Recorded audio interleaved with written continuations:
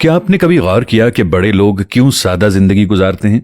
Doctor नजीर साहब 1960 में government college Lahore के दबंग प्रिंसिपल थे। उनके पास सिर्फ 2 सूट थे, एक लॉन्ड्री में होता और दूसरा वो पहन लेते। स्लीपिंग सूट वो बाथरूम में लटकाए रखते। जूता वो 4-5 साल के लिए खरीदते। खराब हो जाते तो इसकी मरम्मत करा लेते, ज्यादा खराब हो जाए तो मजबूरी में नया खरीद लेते, और जब तक वो मुकम्मल तौर पर खराब नहीं होता था उसका इस्तेमाल भी जारी रखते। ये 1960 की दहाई में गवर्नमेंट कॉलेज के प्रिंसिपल और मुल्क के बड़े दानिश्वर का लाइफस्टाइल था। और वो ऐसे प्रिंसिपल थे जो सदर अयूब खान को भी इम्तिहान के दिनों में कैंपस आने की इजाजत नहीं देते थे। उन्होंने गवर्नमेंट कॉलेज की 3 अतराफ की सड़कों पर हॉर्न बजाने पर पाबंदी लगाई और ये पाबंदी 30 साल तक कायम रही। लेकिन आप इस शख्स की सादगी देखिए, उसके कमरे में वार्डरोब नहीं थी। अब सवाल यह है कि क्या डॉक्टर साहिब सादगी के सिलसिले के वाहिद मुजद्दिद थे?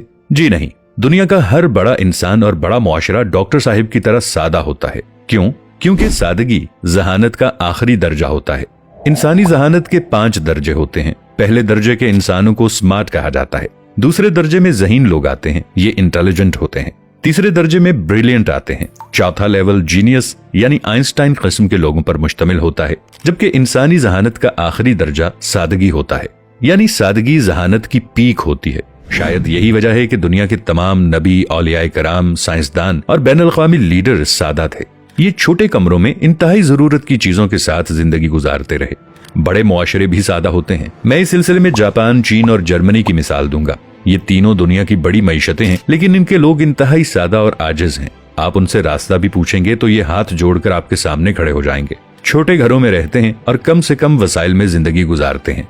हमारे शहरों में आज भी लंडे के कपड़े बिकते हैं। ये कपड़े अमीर मुल्कों के अवाम के गिफ्ट होते हैं। यूरोपियन लोग हर साल अपने फालतू कपड़े एनजीओज के हवाले करते हैं और एनजीओज इन्हें तीसरी दुनिया के मुल्कों में भिजवा देती हैं। जापान में सेकंड स्ट्रीट के नाम से स्टोर्स की एक चेन है। इसमें सेकंड हैंड अशिया बिकती हैं। आपको वहाँ जुराबों से लेकर रोलेक्स की घड़ियां तक मिल जाती हैं। जापानी लोग थोड़ा अरसा इस्तेमाल के बाद अशिया को आधी कीमत में बेच देते हैं और स्टोर्स उन्हें दोबारा फरोख्त कर देते हैं और उन्हें इस्तेमाल करते हुए किसी को बुरा नहीं लगता। आपको ये सादगी दुनिया के बड़े लोगों में भी मिलती है। मुरारजी देसाई भारत के वजीर आजम थे।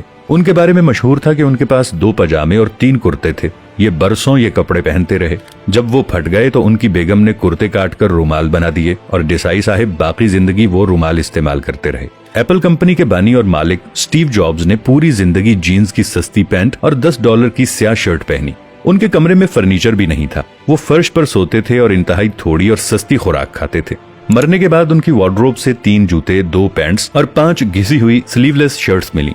बिल गेट्स के कपड़े भी सादा और सस्ते होते हैं। आप उसे 3 रंगों के सस्ते सूट में देखेंगे और ये सूट्स भी बरसों इस्तेमाल होते हैं। वॉरेन बफेट आज भी पुराने घर में रहता है, पुराने सूट्स पहनता है और $5.5 का मैकडॉनल्ड का बर्गर खाता है।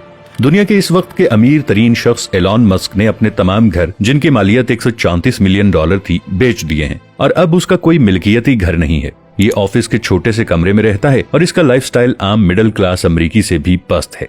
पाकिस्तान के अंदर भी ऐसे बेशुमार लोग हैं। अब्दुल सत्तार ईदी साहिब ने पूरी जिंदगी मुर्दों के जूते और कपड़े पहने। उनकी टोपी की मालियत भी $2 होती थी, लेकिन इस शख्स ने दुनिया की सबसे बड़ी एम्बुलेंस सर्विस बनाई। जिंदा लोगों में सैयद बाबर अली कमाल इंसान है। ये 97 साल की उम्र में भी लम्स में ऐसे डिपार्टमेंट्स बना रहे हैं जो 10 साल बाद मुकम्मल होंगे। लेकिन आप उनके कपड़े और जूते देख लें, आप हैरान रह जाएंगे। ये गाड़ी भी सस्ती इस्तेमाल करते हैं। सेठ आबिद भी सादगी की मिसाल थे।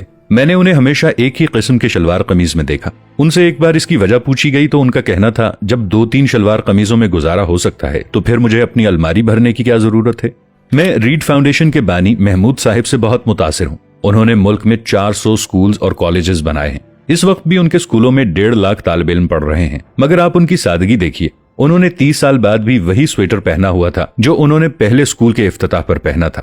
उनसे जब वजह पूछी गई तो उनका जवाब था, स्वेटर का काम सर्दी रोकना होता है और अगर मेरा स्वेटर ये काम कर रहा है तो फिर मुझे नया खरीदने की क्या जरूरत है। इससे रकम भी जाया होगी, इसे महफूज रखने की कोफ्त भी उठाना पड़ेगी और किसी ऐसे शख्स की हक तलफी भी होगी जिसके पास स्वेटर नहीं है। मैंने एक हिसाब लगाया, मैं सर्दियों में कितनी जैकेट्स और स्वेटर्स इस्तेमाल करता हूँ। पता चला सर्दियों के सिर्फ 3 माह होते हैं और इनमें भी शदीद सर्दी सिर्फ 20 दिन पड़ती है। मैं इनमें सिर्फ 2 जैकेट्स पहनता हूँ, एक हल्की सर्दी के दौरान और दूसरी शदीद सर्दी में। इसके बाद अगला सवाल था, फिर मेरे पास इतने स्वेटर और जैकेट्स क्यों हैं? मेरे पास इसका कोई जवाब नहीं था। यकीनन मैं भी उन लोगों में शामिल हूं जिनका ज़हनी अफलास खत्म नहीं हो सका और हम वार्डरोब्स को नाक तक भरकर खुद को रईस समझते हैं और वार्डरोब भरो के इस खेल में ये भी भूल जाते हैं कि वार्डरोब्स वाले लोग बड़े नहीं होते। बड़े वो होते हैं जिनके कमरों में डॉक्टर नजीर अहमद साहिब की तरह वार्डरोब्स नहीं होती। ये लोग जानते हैं कि जरूरतें महदूद होती हैं लेकिन हवस की कोई हद नहीं होती और क़नाअत का असल मफहूम भी यही है। नाजरीन, वीडियो को लाइक और शेयर जरूर कीजिएगा। मिलेंगे नई वीडियो के साथ, तब तक के लिए अल्लाह निगहबान।